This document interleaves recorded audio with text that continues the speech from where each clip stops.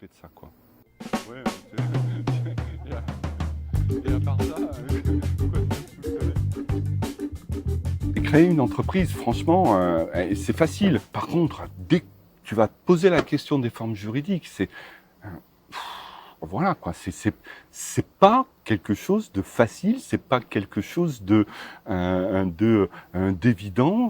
On doit prendre en compte plusieurs paramètres et réellement, c'est quelque chose qu'il faut travailler, qu'il faut étudier. Je sais pas ce que vous en pensez, mais là, on est sur quelque chose de vraiment déterminant. On n'improvise pas, non, Ça, sincèrement, on possible. n'improvise pas, quoi. Je sais pas, vous êtes quoi, vous? Alors moi, je suis micro-entrepreneur et c'était le plus facile en fait. C'était vraiment pour moi, pour mon activité. Je suis consultante en développement personnel. Pour l'instant, j'ai pas des grosses rentrées d'argent, donc du coup, c'était vraiment le plus simple pour moi. J'ai pas pensé au après, parce que il paraît que c'est important de penser au après. Il faut surtout penser à ce qu'on veut en faire d'une entreprise. Est-ce que c'est simplement pour se créer un emploi? Est-ce que c'est pour faire un outil de développement économique? Est-ce que c'est fait pour faire une transmission? Est-ce que c'est fait... Pourquoi est-ce fait? Et dans quel contexte je le fais? Et c'est surtout ça, la plupart du temps, ce sont des thèmes qui ne sont pas forcément abordés dans la création d'entreprise. On dit je crée parce qu'il faut que je m'immatricule. La plupart du temps, c'est ça. Oui, et on va aller presque au statut le plus simple, le plus facile, et pour autant, dès qu'on a choisi ce statut, on met en œuvre des conditions d'exercice de son activité qui quelque part sont contraintes par son statut. C'est vrai qu'on on a pu évoquer la question, mais rien que du point de vue de la TVA, le fait d'être en micro-entreprise fait que si à un moment donné vous arrivez au plafond, au 32 900, enfin ça bouge tout le temps, mais comme vous arrivez au 32 900, donc à partir de ce moment-là vous êtes obligé de déclarer la TVA, et donc à partir de ce moment-là, ça fait que vos prestations, pour 100 € vendus, eh ben, il n'y a plus que 80 € qui rentrent dans la poche, puisqu'il y a 20 € qui partent en TVA. Donc la seule solution, c'est d'augmenter ses tarifs. Mais augmenter ses tarifs, on perd des clients, Ah oui, de fait. Donc c'est un véritable souci quand on est en micro-entrepreneur avec une clientèle de particuliers. Oui. Après, quand on est un micro avec une clientèle d'entreprise, la question se pose pas nécessairement de la même manière, parce que c'est vrai qu'une entreprise cliente, elle paye 100 € sans TVA, ben elle paye 100 €. Si demain mais elle peut pas on passe, déduire. Elle déduit rien. Voilà. Mais si demain on est assujetti TVA, elle va payer 120, mais elle va récupérer 20. Donc exactement. pour le chiffre d'affaires, avec une entreprise, c'est moins trop. Oui, ça bouge moins. Tout Par à contre, fait. la réalité, c'est qu'il y a quand même un paquet d'entreprises qui n'ont pas véritablement envie de bosser avec des micro-entrepreneurs. Du capital à la sécurité. Eh oui, parce que travailler avec un micro-entrepreneur, souvent, c'est moins confortable. On n'est pas sûr que la personne, elle ait les assurances qui sont nécessaires à son activité. On n'est pas sûr quelle est la surface pour pouvoir assumer le chantier. Donc, la question de la micro, la question de la TVA, ça a vraiment des conséquences importantes. Donc, réellement, le choix de la forme juridique, y compris, ça va conditionner la manière qu'on va avoir de vivre son entreprise dans la durée. Et c'est vrai que quand on est à se poser la question sur on cherche le meilleur statut pour se faire pour payer le moins de charges.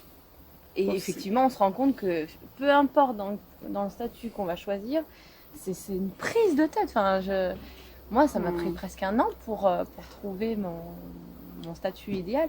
Et au final, je cherchais un statut, j'hésitais entre SAS, SARL ou SAS et avoir un statut d'auto-entrepreneur à côté. Enfin, j'ai réfléchi à toutes les possibilités jusqu'à temps que je sache, là on parle de la TVA, que finalement il existe une franchise de TVA. Qu'on peut utiliser même et dans qu'il n'y tous aurait les pas ce statuts. problème d'être en auto-entrepreneur et de basculer par la suite parce que j'ai besoin de changer de statut juridique. C'est la franchise de TVA qui me permettait de rester dans le même, enfin peu importe le statut de l'entreprise. Voilà, Et effectivement, pour moi, ça a été ça a une décision. résolu. C'est une prise résolu. de tête quand même, dans le sens où on se dit, mais est-ce qu'il y a un bon statut? Voilà. Il n'y a Quel est pas de statut idéal. Il y a un statut qui s'adapte à chaque moment de la vie de l'entreprise et de l'entrepreneur. Il n'y a pas de statut idéal. Ça, à mon avis, ça n'existe pas. Parce que l'entreprise qui fait 10 000 euros de chiffre d'affaires, celle qui en fait 100 000 et celle qui fait 1 million, on n'est pas du tout dans la même perspective. Et je pense qu'il faut faire évoluer les statuts, l'entreprise et les statuts. En fait. Mais il ne faut pas partir avec un statut trop complexe parce que la marche arrière est très onéreuse. Oui, revenir en arrière, c'est compliqué. Il y a la marche en avant est plus facile que la marche en arrière. C'est très complexe et très onéreuse. Et puis très, très mal vu. Oui, après, il y a une distinction juridique super importante qui consiste à dire, à un moment donné, il y a un certain nombre de formes juridiques qui sont liées à la personne physique, c'est-à-dire je crée mon activité en tant que personne physique. Par exemple, la micro, c'est moi en tant que personne physique qui crée mon activité, mais ça peut être également l'entreprise individuelle. D'ailleurs, une micro, c'est une entreprise individuelle, mais ça peut être au réel simplifié. Donc, il y a cette dimension où, en tant que personne, voilà, je crée mon activité. Puis il y a une autre dimension qui est, celle que tu as choisie, qui est je crée une personne morale, donc une entité juridique qui va porter l'activité. Et finalement, moi, en tant que personne physique, je ne serai qu'un des acteurs déterminants, puisque SAS président ou SARL gérant, mais déterminant, mais que un des acteurs de cette personne morale. Et là, on voit bien qu'il y a deux manières déjà très marquées de choisir sa forme juridique. Juste entre parenthèses,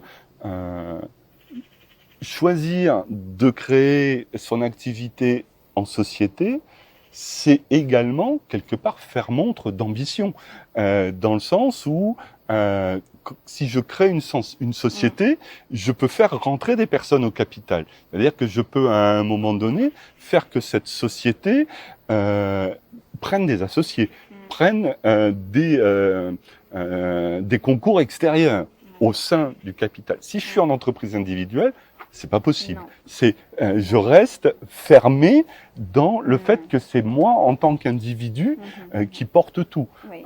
Mais ou alors on crée autre chose après. Ou alors on transforme son activité individuelle en activité sociétale, mais le fait de passer d'une identité individuelle à une identité morale, il y a des droits de mutation. Ça se fait pas à coup neutre, quoi. Hein. Il suffit pas de dire je le fais pour que ça se fasse, non, quoi. C'est pour ça qu'on hésite tellement. Hein, oui, il y a le RSI aussi. Hein. Aujourd'hui, la question du RSI, ça devient un stress de se dire, avec tous les entrepreneurs autour de nous, se dit, mais si je me mets en SARL, je vais me faire avoir par le RSI. Et ça va être un stress, c'est déjà prise de tête, donc je vais vite éviter. Finalement, éviter, c'est pas forcément la bonne solution. Donc du coup, même notre président ne pense pas beaucoup de bien du RSI. Hein. Manifestement, c'est pas ça. Non, il a bossé. Il y a été dirigeant d'entreprise, mais même peut-être même pas lui. Oui, quoi qu'on en dise, on en pense ce qu'on veut, mais la question de la forme juridique est vraiment une question qu'on peut pas laisser à côté de la réflexion, parce que c'est vraiment une question centrale de son projet.